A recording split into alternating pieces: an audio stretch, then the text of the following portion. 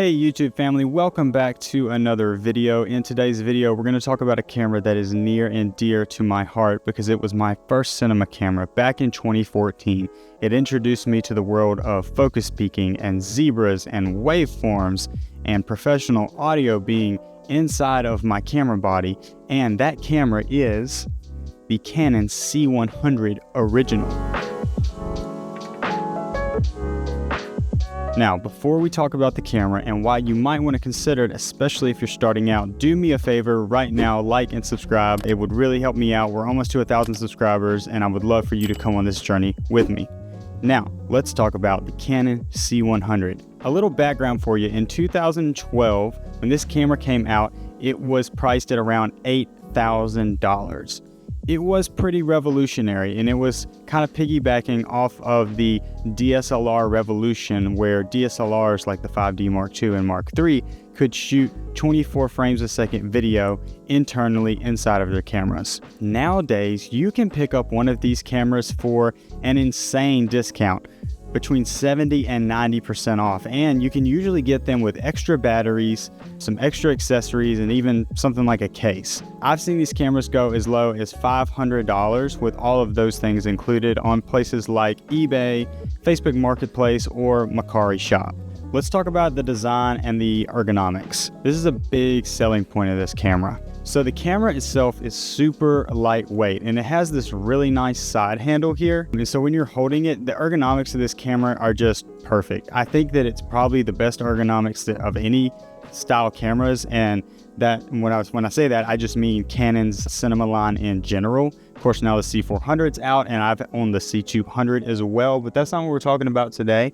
This camera just feels really good in your hand, and I think it's perfect for people who are shooting documentaries, run and gun style films, events, and things like that. The camera itself has a ton of physical buttons on it, which I love because that saves you from having to go inside the menu to change every little thing, which is what we're accustomed to in this day and age because of all of our mirrorless cameras. We do have buttons on the outside of our mirrorless cameras, but just not a lot. And so when you have to change things like white balance or say even ISO, sometimes you have to go inside of the menu to do it, and it just takes a lot longer. On the Canon C100, it basically has all of that on an external format with buttons all over the place. And I will just read off some of the buttons that are here. So we've got magnification button, which you just press and you can zoom in, punch in really quick and get your focus check.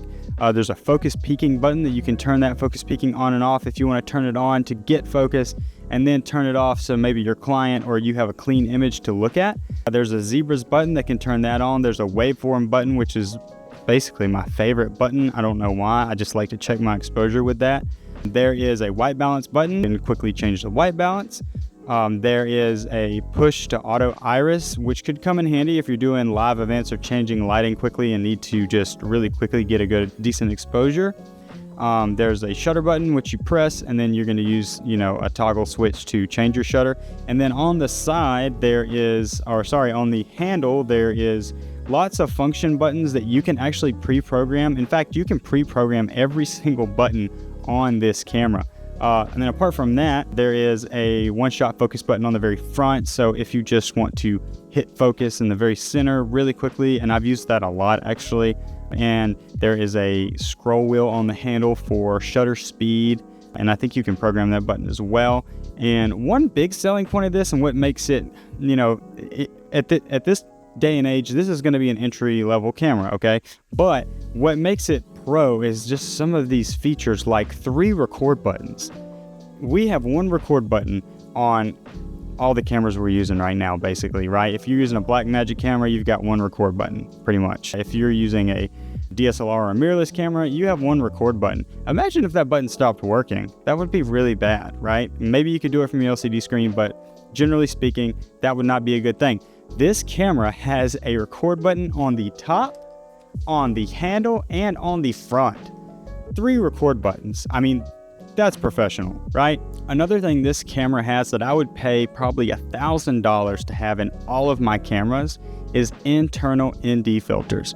On the front of the camera, there's a scroll wheel where you have 3 different stops of ND. This saves you from having to use those screw-on ND filters on the front of your lenses, or the drop-in ND filters inside of your matte box, and just makes life way easier. And the other cool thing about this is when you have built-in NDs in any camera, normally and generally speaking, they're gonna do a really good job of not corrupting the color, because the company that made the sensor and made the color science also made the ND filter. So it's all being tested in-house before it is shipped, where as opposed to using a ND filter maybe from Newer, who's a great company, but then you're throwing it on a Sony camera and then you're throwing it on a Canon camera, and the color can get a little wonky. So having built-in NDs is definitely a pro feature that you get in this camera. On the back of the camera, you're getting dual SD slots. Guys, I mean, I can't stress enough, this is just like pro after pro after pro after pro feature. Even though it's a really old camera and it's really low priced and it doesn't shoot, 6K or something like that, most of the mirrorless cameras that we're buying these days only take one card. Now, a lot of them are taking two cards, but there are still those that are only taking one card. This has a dual SD card slot, and it gives you the ability to record on one and roll over to the other, or dual record to both. So another pro feature that is really handy on the C100. Okay guys, let's talk about the audio that is on this camera. I've said this in my previous review of the camera, I'll never get rid of it, because it's basically, even if you never took one shot on it or filmed one video with it, it's a professional audio recorder. The preamps in this thing are amazing, and it has two XLR inputs with full manual physical control on the top handle. I'm telling you guys, I get such good audio out of this. I wish that the audio capabilities that are in this camera were on my Red Scarlet X, because I do prefer the image on that camera, but the audio is kind of not as great. The audio on here is just so good. It sounds so good. When I've filmed with this camera, I've done several documentaries with it. We've been doing in the cages, on the field, everything pre-season leading up to now. All right, it's for this type of moment. They got to hit our pitches. We can't fall behind 3-1 and just groove fastballs, because they will hit. At some point, we're coming to you. All right? At some point, we're coming to you. Okay? Swing it. Get ahead early. All right? They have some injuries in their rotation. All right? The sooner we get in their pen, the better off we're going to be offensively. And tonight is literally us against the world. Just the audio coming from the shotgun mic into that system has always sounded phenomenal. And when I used to use it a lot for documentary shoots, I would actually plug my boom mic into that for interviews and pipe my audio straight in. And that saved me from pulling out my Zoom recorder, and the audio was already synced. So you're gonna get professional audio right out of the box. Now, when it comes to the monitor on this camera, yes, it is dated, but it does a decent job. A lot of times when I was using this camera, daily, I would pair it with the Atomos Ninja 5, and that was pretty good. Even though, the Atomos has some problems with its own color, I only use it as a monitor. I wouldn't record with it most of the time. The monitor will get you by, and because it has all of those professional tools such as waveforms and zebras, it doesn't bother me that much, because I don't rely on my monitor for my exposure necessarily. Like, I trust my tools for that, and the monitor is more for composition. Okay, let's talk about the camera's recording capabilities for just a second. This camera records to a 35mm sensor that is actually a 4K sensor, and then it downsamples that 4K signal into a 1080p 8-bit AVHC HD file format, basically. And to me, this is great. I love it because you're getting that 4K sharpness in a 1080p image, and your file sizes are going to be really small. Normally with this camera, I would put in just a 64GB card, or if I thought I was going to be recording for a really long time, I'd put in a 128GB card. I would normally never put in my 246 or my 500GB cards in this, just because if you had that, you could record for 2 days straight. It does have the ability to record in Canon's original C-Log, which is obviously not their best C-Log that exists, but I do find it to be pretty good. And as long as you're using your exposure tools in this camera, you can push the image a little bit and get a really good color grade out of it. There is very little rolling shutter in this. Of course, in my work, I don't do a lot of whip panning. I don't do a lot of movement with like documentaries and the brand stuff that I'm doing. So rolling shutter's never been an issue for me on this camera. And one little secret about this camera that maybe I should make an entire video about, because people ask me all the time, is how do I shoot slow motion with this camera? Because it only shoots 24 frames and 30 frames a second. It does 60i. That is the trick, right? So it'll shoot 60 interlaced. So you can shoot at 60i and then shoot your shutter speed at 1/120 or 180 degrees. And afterwards, you can take that into Media Encoder and convert it to 60p, then bring it into your nonlinear editor and treat it like regular slow motion footage. Now you do get a little bit of a degrading of the footage, but if you really like to shoot slow-mo and that is an important feature to you, I've used it a ton and it's never bothered me or my clients. So little known secret, this thing can actually shoot slow motion. You just have to know how to do the workaround. Okay guys, let's move on to the low light performance. It's absolutely not world class. It's not going to compare to like a Sony mirrorless camera or any of our modern other cameras. But with that being said, as long as you're using your tools and you're, using the light to the best of your ability, I do think you can get a pretty good image out of this in lower light situations, not super low light situations. In the past, I've used this camera in low light situations such as a wedding reception and then did a really light denoising afterwards, and the footage turned out great and my clients were super happy. The other cool thing about Canon EOS cinema cameras in general, and I've owned this camera and the C200 and I've shot on the C300 Mark I a lot just with other companies that I've worked for, is the grain and the noise that you get actually doesn't look bad. I don't know if that makes any sense. It has this filmic look to it, and that's something I can appreciate. If I'm gonna have noise in my shot, I would rather it look like film grain than like your average cell phone, muddy looking noise. So the noise in this camera, although it will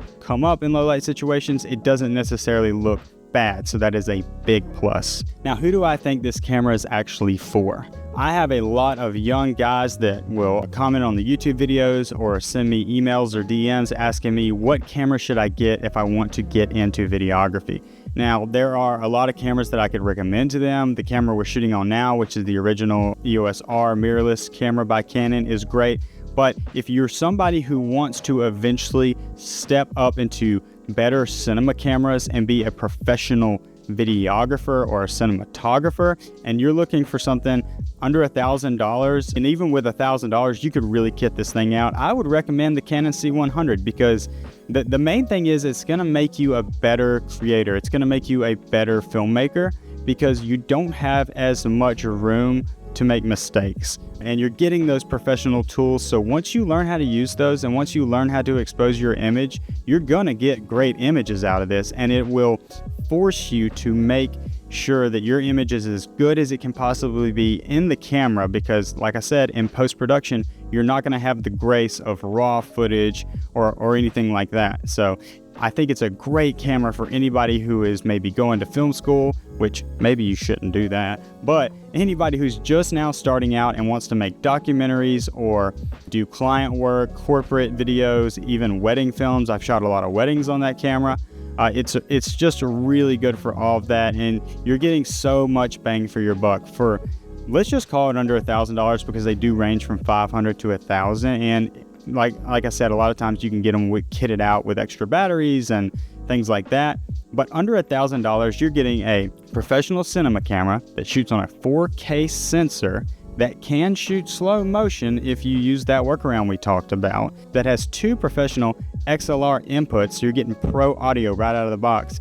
To me, it's a no-brainer. If you're just starting out, you only have $1,000 to spend, get a professional camera and get the Canon C100 Mark I. Thank you guys so much for watching the video. Please do like and subscribe, and if you found value in this content, or if you're using the C100 currently or have some experience with it, please drop your comments and thoughts down in the comment section so that everybody else who's watching this video, and myself even, can learn from your experiences. And also, guys, I want to mention that we do have a new podcast. It's called the Epic EPOCH Creative Podcast.